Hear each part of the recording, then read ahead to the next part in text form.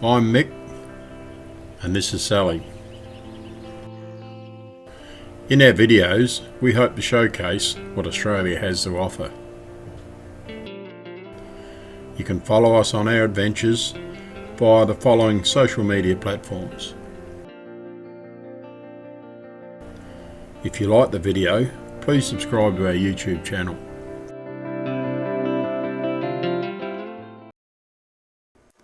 In part 5 of 7.5 days in a road train sees me travelling from Cooper Pedy in South Australia down to Adelaide, our home base, and also going through the flooded waters of Glendambo.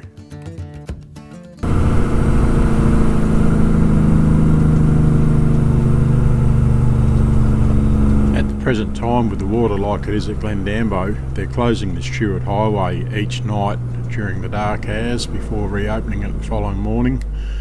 And for the life of me, I couldn't work out why this policeman was sitting where he was with his lights going.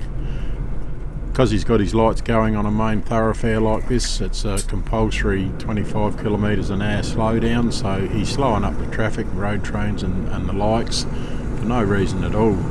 I'm assuming this is where they close the road because they're closing it at Cooper Pedy so people don't go down and then have nowhere to camp overnight, but it's just so inconvenient.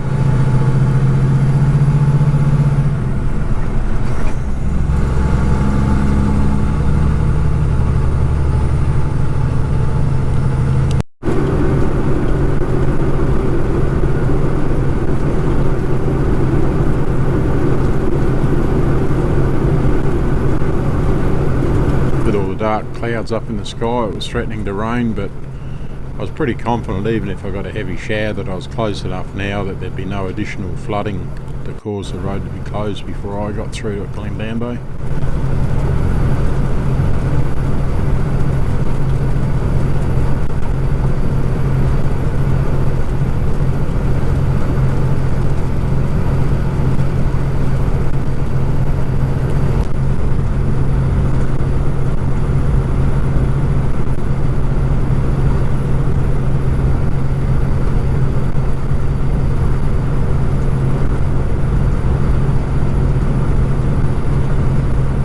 Section of road that we're coming up to now, you can see the painted lines on the road there.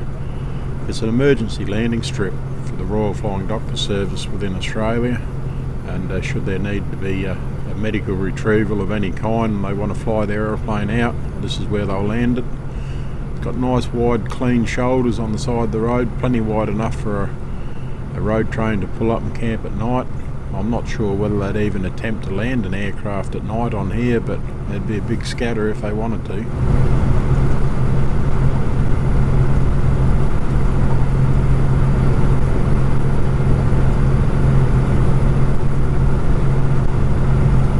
And the white line's coming up on the road now for the southern end of the landing strip.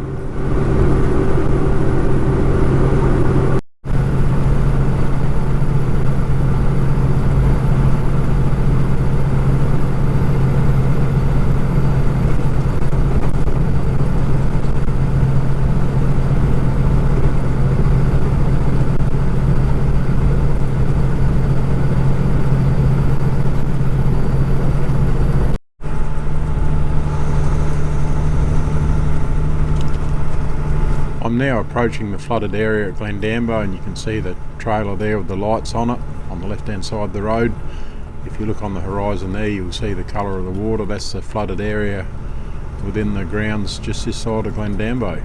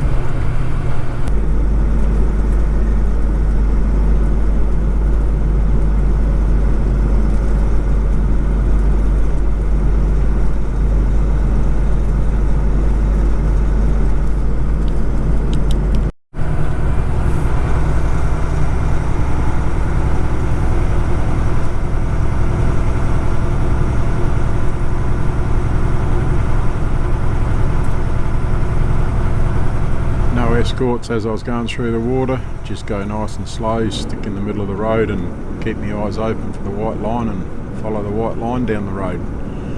It wasn't as deep as what it was at the other end where we're going in now, but just as I come through the other end it started to form potholes, so before very much longer going to get very rough on the southern side of the flooded section.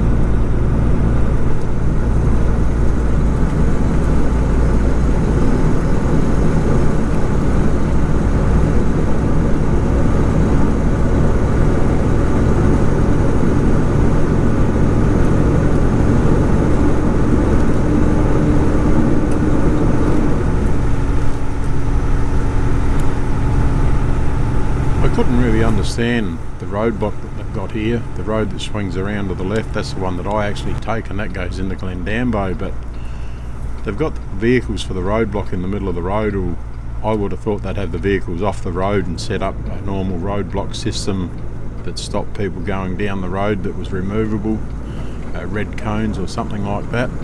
Just made it awkward. If I had have wanted to go straight through to Adelaide and not turn here to go into Glendambo, you're trying to snake 3 trailers in around without hitting anything, and no doubt if they do it long enough like that, I'm sure someone's going to clean something up. It just makes it too difficult.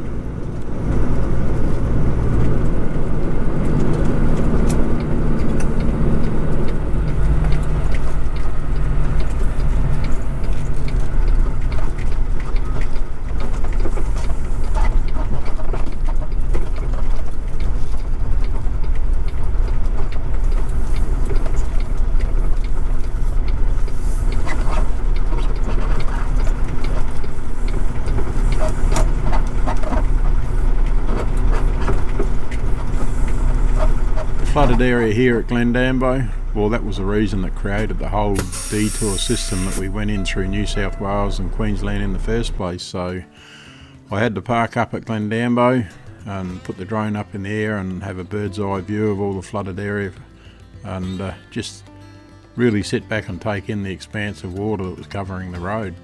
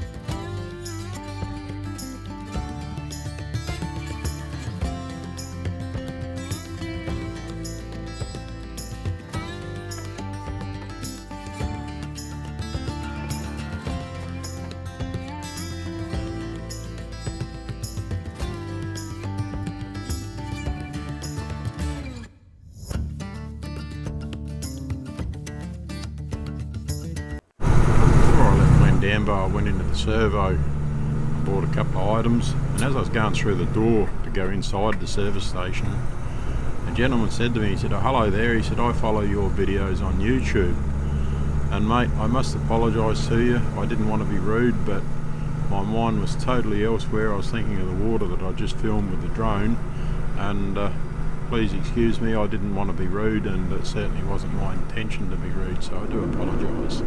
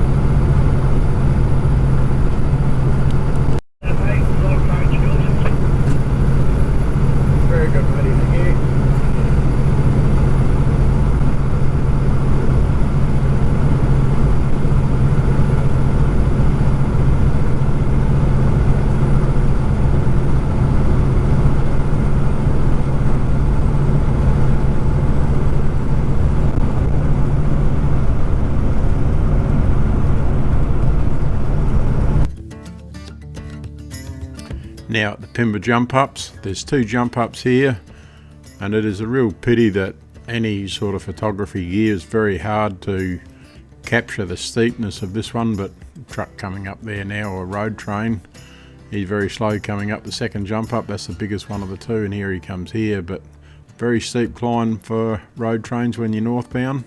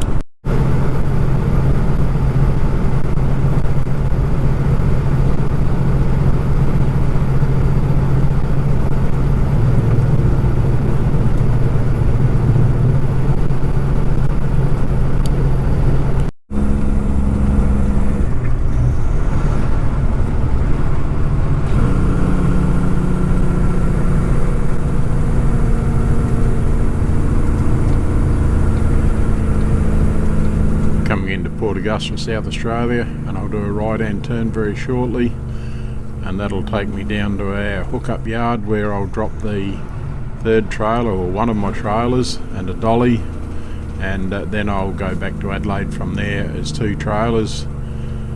Port Augusta down to Adelaide is 2 trailers only. We're not allowed to tow 3, and the speed limit for a road train, for a maximum speed limit that is, it's reduced from 100 kilometres an hour back to 90 kilometres an hour.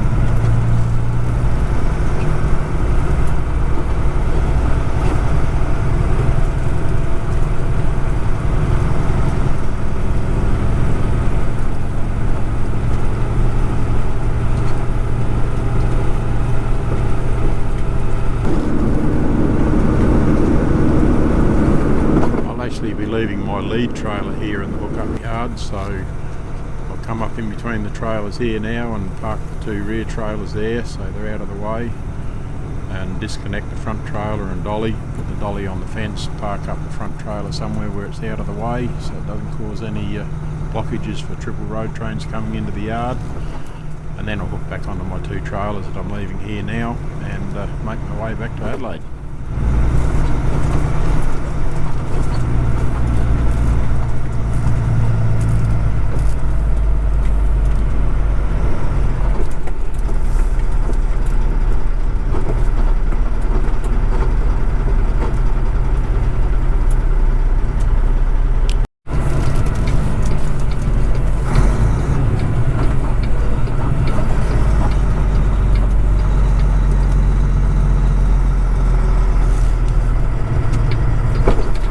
Yeah, okay. Yeah, right.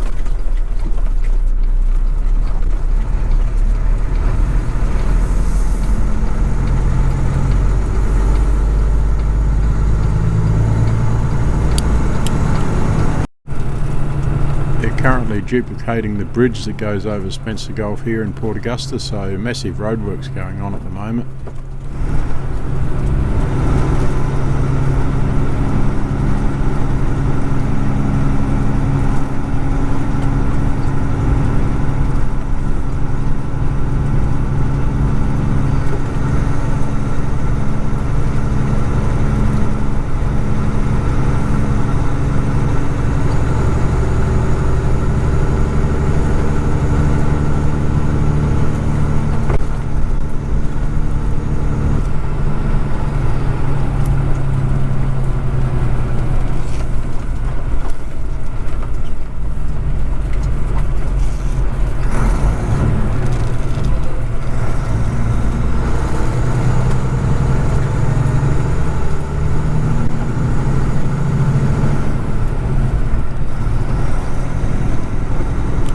Well, I got out of Alice Springs this morning about 5 o'clock and made it into Port Augusta. I've dropped off my 3rd trailer and dolly, and left Port Augusta and now I'm in a parking bay between Port Augusta and Port Germain. I'm here for the night. I'll get going in the morning, get into Adelaide, drop off my 2 trailers here and park them up in the yard, wash the truck, and if I don't get eaten by ants here in the parking bay, it should be a good night. But tomorrow will be the last day. I'll get into Adelaide and that'll be it.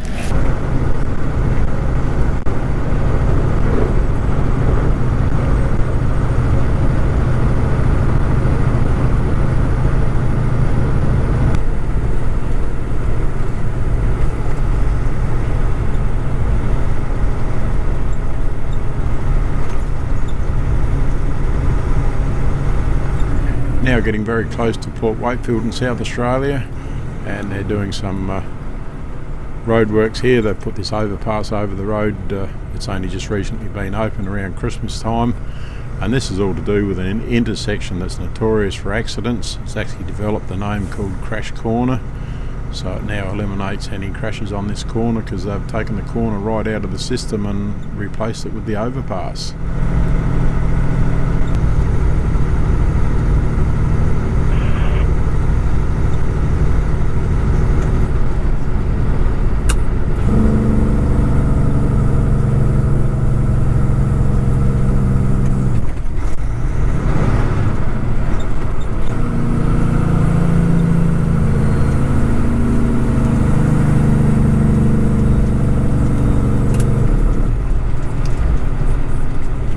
Well, my trip's about coming to an end, but I'd like to say a couple of observations that I've done or seen during the trip. And the worst section of road for the entire trip, that's got to be in South Australia between Gawler and Burra. Very hard to maintain 90 kilometres an hour. The road was just too up and down, too rough, shocking road. Some of the best roads, once again, in South Australia, from Adelaide up through to even Glendambo or the other side. Very long stretch of road there, very good road. Parking bays, well, you know, New South Wales has got some wonderful parking bays, and they've only just been beaten marginally by Queensland. Queensland, I think, had the best parking bays, but yes, not much better than New South Wales, but very good. Parking bays in the Northern Territory in South Australia, although there were a good number of parking bays, I guess, but the facilities for truck drivers, they just didn't exist. Very few, if any, had toilets at all, and yeah, just not good enough for the transport industry.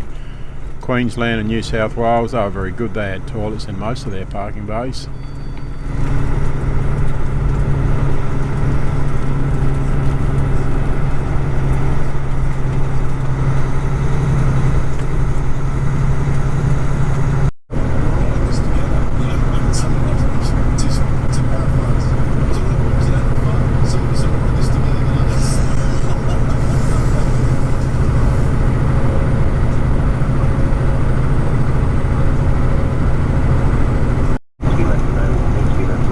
Some of the best roadworks ever done in Adelaide was this northern motorway. You can come in from the northern part of the state into Adelaide and you've got this multi-lane highway. Takes you right through, no stoplights. It's a very easy run into Adelaide now.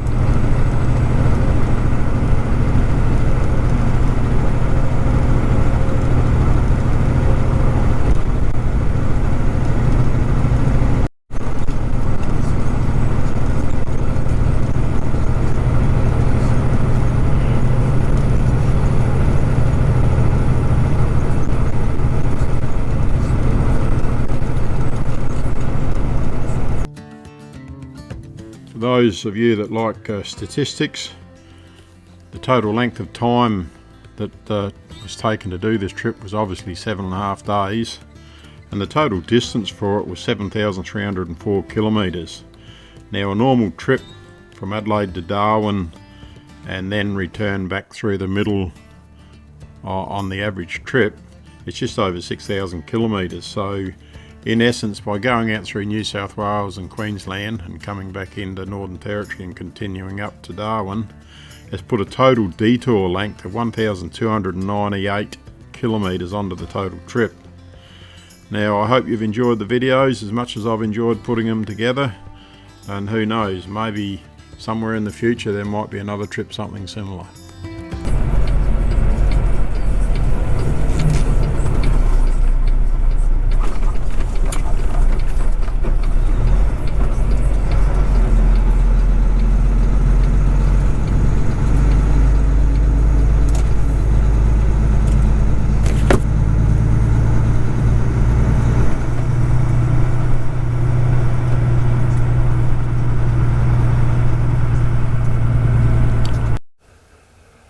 If you like the video that you just watched, give us a thumbs up.